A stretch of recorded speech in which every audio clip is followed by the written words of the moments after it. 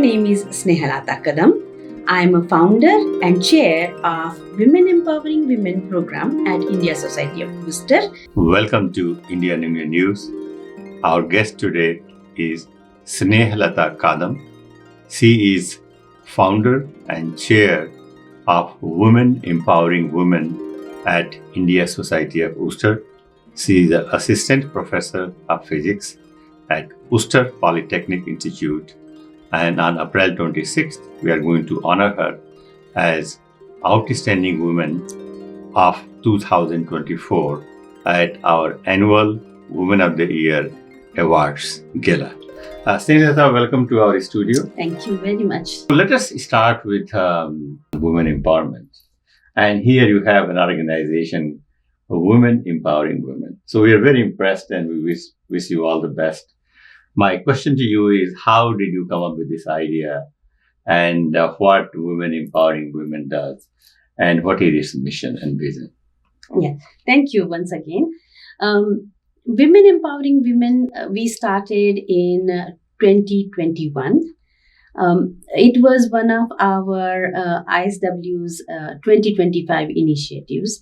And as I was as a teacher, at the college level, I see that women or even students in physics specifically, there is a lot of questioning yourself, a lot of lack of confidence. It looked like we need the boost with the support, with the role models, with the encouragement, communications.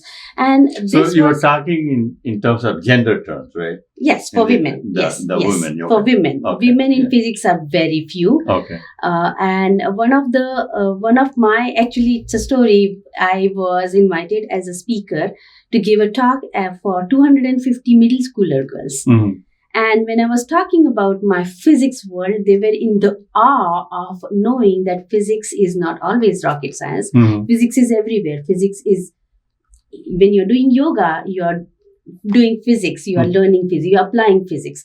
So from there, I felt like, why not have a platform? Mm-hmm. And when this initiative was discussed, I decided that to approach the president, Mr. Puneet Kohli, and I asked whether I could launch Women Empowering Women platform at ISW. We have everything else going on, but you have an India Center. You have at India Society of Worcester. We have a language and cultural school. I launched Women Empowering Women, and what we do is we bring a panel of 4 or 5 women every 6 weeks or something, and we bring different topics. One of the topic that we had, or the beginning topic of what we had, was how women balance their profession at the same time their passion. Mm-hmm. That was one of our topic. Another topic was how to grow up the ladder in your career. We also had different topics like mental wellness, how we would want to be taking care of ourselves and going out and getting the help if we need as a parent, and especially coming out of COVID world. It was a very different environment before, and then during COVID, work from home. How do you balance your work-life environment along with taking care of kids? And at the same time, also building of confidence, it doesn't always have to be at the professional front. Building of confidence is also going and talking to your friend and talking about that I want to start a small business. So we also had an event we called Nuts and Bolts of starting a small business. And we have a great story that one of my good friends started her small business. And we also talk about dance, which is one of the classical background that our immigrant world comes from. What does dance as an art form brings to the table for the young generation? How they can present themselves on the stage and have that confidence, have that strength, have a great time at the same time, build your personality from inside out. So you bring that that's inner strength out, and that is so roughly how many people attend your this type of women empowering? The panel discussions around 75 to 100 people. That's very good number. Yes, Yeah, absolutely. And we have something like 6 or 7 panel discussions that in a we year. are in a year. In a year. Okay. Yes. So like every other month you are having something. Every other month, Something. yes. And something unique, something interesting, and we have a very good location there. We have a very good big hall. It's Sure. a 10,000 square foot area that was built and launched, and we organize our events at India Center. Excellent. So so let's talk a little bit now about the future vision or plan you have. What else the women empowering women wants to do, for helping women? The big picture is I want to have this environment wherein we are not saying there are women leaders out there. We are saying there are leaders out there. So at some point there is that equality, and then we don't talk about anymore. So every person who is wanting to make a career for themselves, they should have all those tools with them. And our platform, I'm hoping that I'm helping them look into themselves and bring these tools outside, look around, have role models for themselves, have mentors for themselves, so that they can have one-to-one communication and build their strength. So now you have a PhD, you have a postdoc, and you teach physics. You are very accomplished woman yourself, very successful woman from every aspect you can think of. So I want you to tell, some of our viewers that how was your journey to where you are right now, looking from the gender perspective. You were born and grow up in India, then you do your studies in Europe, and then you come again postdoc here, you're teaching here. So if you can give us some sort of a glimpse into your struggle, if you do have a struggle or not, and how did you navigate that? Absolutely. I know it's a loaded question, but... No, absolutely. I mean, I was a very reserved personality. My father was very much forward-thinking, and he decided that we all go to English medium school. I come from Kolhapur, a small city in Maharashtra. And I was very hardworking and talented, if everybody were thinking about it that way, talented person. But then I was reserved. And as I went into the hostel environment, we call it dorm here, I changed because a lot of decisions and that was in India or it was all in India. All in so India. My bachelor's and master's in India. For my master's, I went to another city, and there I did my master's. It's Karad. And there my personality development exponentially was so high that I changed myself based on the smallest of the decisions I needed to make at that time. And that was one of the biggest change that I brought for myself because of the environment. Again, the environment really makes a huge difference. And then went to Pune for my PhD because I wanted to get the highest education, highest qualification. And there I felt that I want to be independent, financially independent. I had the complete support from my family. My father was, you go, you have. Did you ever struggle or think that you felt that, oh my God, I wish I was not a woman? Not really. Not really. The That's... support system that I had, I was not in the environment wherein I was not allowed to do anything. Okay. What about when you went to college in Pune or something? I see it everywhere at many, many places. Women held themselves back for X, Y, or Z reasons. Sure. Fortunately, I came from the environment wherein I saw my mother. I wish my mother, that time when we were being brought up, my mother was at home. She always wanted to work, but there was always this priority changes. The priority was never allowed her to work. That was one of my key aspects, that my mother could have worked. My mother was a great painter. She was doing oil painting at that time on glass. It was amazing what she was doing. But she never got time. She was nurturing us. And she was doing the biggest of the jobs under the sky, bringing up 5 different personalities, and these personalities are going out in the world and they are taking care of so many things. So my mother was my biggest motivation there. That if she was also very, very supportive. She's like, I did not get. She was also educated or not? She was educated. Okay. She was educated. At that time, she had done arts, bachelor in arts, and she could have really gone above and beyond in her own career. Many women, it is always sounded like many women are holding themselves back. They have so much. Fact. Yeah, that's a fact. That's a fact. And they talk about it. That no, my priority is this. No, my priority is that. No, I have to take care of this. No, let my husband take care of finances. Finances is one of the biggest things that women allow themselves not to take care of finances because they know that their husbands, their spouses, their partners. Actually, I just interviewed this morning one of also the woman who will be honored, and she said exactly the same thing. She said that when she was a kid, the father took care of the finance, married, husband took over the finance, and then during COVID, when people started to die, we realized that, oh my God, we must be aware. So she launched the whole campaign called Purple Wings in Needham here. So I was and I'm glad that you are saying the same thing, that other people are experiencing. Yeah, and it so happens in Germany, I was completely autonomous. I flew. I was taking care of my own bank accounts, my own transfer of money, paying fees, whatnot, sending money to India, everything. I was completely independent there.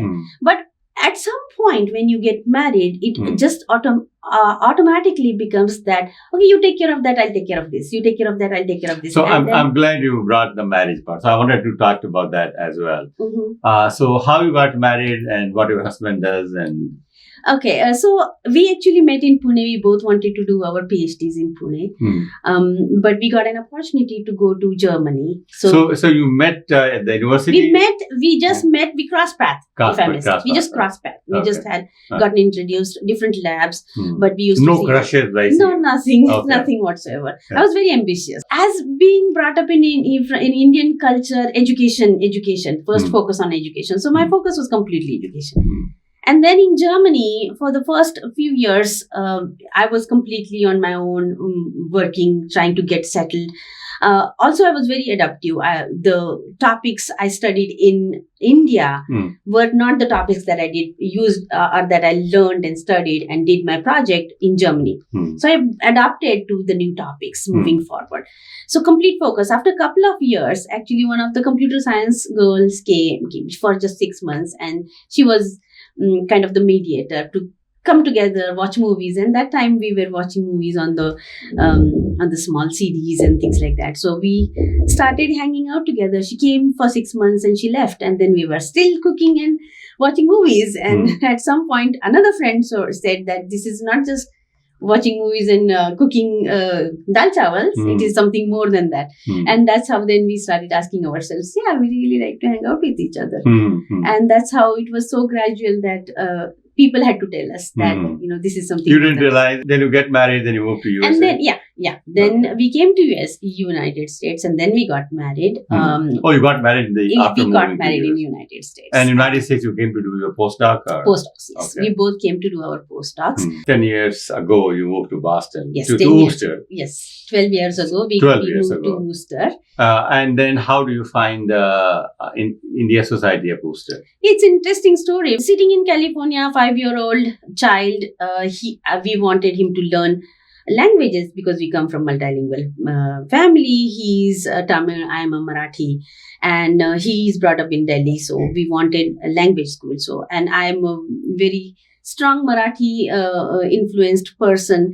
Never left my state in India and left for Germany that time. So I just searched Marathi school near Worcester. That's what my search was. And I saw India Society of Worcester, and I decided we are going to look for houses. We had 1.5 days, look for houses in Shrewsbury. And that time it was buyer's market. So we were really lucky to get to look at a lot of houses and decide one house we made an offer and we left within 1.5 days. No way. And since then, we just directly landed in our own house here. Okay. Yes. And so you have been involved with ISW for Yes. all these years. And your Yes. husband, what is his name? My husband's name is Jagan Srinivasan. Okay. He is the vice president at India Society of Worcester. How many kids you have and what values you are teaching them? I have 3 kids. My older one is 16-year-old and he goes to St. John's in Shrewsbury. My second one is 14 years old. He's 8th grader and he will be joining his brother at St. John's at 9th grade. And I have a young girl, 6-year-old, who is a kindergartner. Kindergartner. Who is a kindergartner, and sometimes I feel like she is yeah. my role model. Yeah. Why am I doing what I'm doing? Mhm. Because I don't want her to suffer moving forward. She doesn't need to find out that there are these differences and there is, things, ambitious planning thought processes that she will never have to think about how women have to be empowered. Sure. Do women really need to be empowered? We will reach at that point wherein we don't need to empower women. We are already empowered. So that's my 6-year-old. It's really nice when I get great encouragement from my older one when he says that go ahead. He calls me me in Marathi. Go ahead, you can do it. So sometimes he encourages me. Mm-hmm. My second one, he's like, damn, you look great, mom. Mm-hmm. Sometimes he says that and he really encourages. And of course, a beautiful smile from my daughter, What about where your husband fits in this scenario? Oh, he's my best ally, if I may say. He has been the best support for me to do whatever I want to do. Sky is the limit. And I think that is what environment really makes a huge, huge difference. Absolutely, totally agree. I have the support from my family so that I can go out there and make the change that I'm looking forward to make. And the mission of my Women Empowering Women is transforming ourselves, saying I can. I am transforming myself. The I can't to I can. That's the change I want to bring in myself, is what everybody who is coming in my WW environment has to feel and has felt. I have multiple examples. One person just remembered that she used to write poems, so she got back at poetry. So a great motivation for her to just come attend one of our events, and she is writing poems back again. So every which way, if I can make the change with the support of my family. Tell us about your teaching style. I use very unique technique that if I am motivated to learn, I will go above and beyond. And so my job, and I have a big class of 150, 160 students, I get them involved in thinking about it, from the smallest of the question to the more elaborate problem-solving oriented question. I get them to think about it for themselves, do it, and build their confidence from day one on in the classroom. So I use the active learning strategies for their own learning. I feel I am the mediator for their own learning. So they are taking things in their own hands. The ball is always in their court. I keep saying them, and being actively involved. And knowing that they can approach me anytime. Used a lot of demonstrations. Like the other day, I used a simple demonstration of how you can understand atmospheric pressure by simple hands-on demonstrations in class. Then I have a few demonstrations from Caltech that I can bring in as videos. I also use TED Ed videos, TED Ed videos, fantastic animation-oriented videos, which gives you an overview of why you are doing what you're doing. Many times you want to have that. Sometimes you get stuck in the specifics of, I don't understand how to solve a problem. But then going about looking at a big picture, having an overview makes you think about it a little bit differently. And then you can get help. I'm always available for the students to come and knock my door and discuss about how they can do things better for themselves. So that active learning, poll questions, we have poll questions, participation points, do a lot of homework, give yourself a lot of time, put in enough amount of hours. Hard work always goes long way. Sure. So if you need, and my strategy is like, physics is very black and white.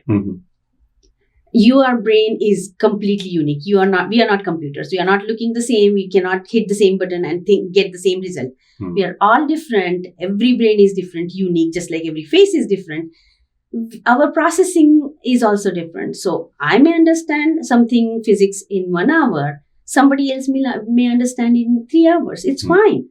I just need to know that I need 3 hours or 1 hour. If I need 3 hours, I'm putting those 3 hours. That's how I motivate my students to really go above and beyond. I am changing their mindset about physics, and most importantly for the girls. The girls, again, another long story short, in 1927, there was this Solvay conference wherein there was only one Marie Curie in the most intelligent picture of the century. Only one woman, and she was supposed to wear suit to blend in. 90 years fast forward, in the same Solvay conference, we are 13% women in the physics world. I ask myself this question: do we need to wait another 100 years to see that equality? No, we don't. And for that, we need to make some changes. On even one drop in the ocean by each of us, each woman, motivating themselves, motivating their friends around, their acquaintances, their colleagues around, we can make the change at a faster pace. And already, I think, the Women Empowering Women is a great initiative in that context. And we are, again, going to honor you as well for all the things it's an honor, yes. Organization is doing. But before I let you go, I have to ask you this question, since, again, related with the teaching. And off the camera, you were mentioning about the brain and tabla. So if you can just explain that, that how, because we have a lot of, kids who are learning tabla, and so how tabla plays that role in learning. Yeah, I must start with this. We have this ancient heritage of learning classical music, learning musical instruments like tabla, veena, sitar. I feel there is a reason behind why we have been introduced for 5,000 years and whatnot. When you are playing tabla, when you're learning tabla, you are using a different hand movements. Your hand on the dagga is differently playing. At the same time, your hand on tabla is playing differently. And that is connection with your left and the right brain. And your brain development, especially for the growing kids, for the first 18 years, your neuronal development is exponentially going on high, as like body is developing, your brain is also developing. So there is a neuronal development oriented research behind musical instruments, and tabla is one of the best ways. And it is also connected to how you can learn math, because it's patterns. You are incorporating patterns, you are incorporating memory, you're really memorization, a lot of memorization that also happens as you're growing up. So you really are really nurturing your memory department in your brain. You are nurturing your cross connections with your left and the right brain, and overall growth is also at the same time happening for the young kids. So tabla is really, really beneficial for neuronal development. Excellent. And there is a scientific proof behind it. Excellent. Thank you so much. What a wonderful time I had with you, chatting about all these fun issues. And we'll see you on April 26th. Thank you so much. Thank Excellent. you. Thank you so much. Thank you. Excellent.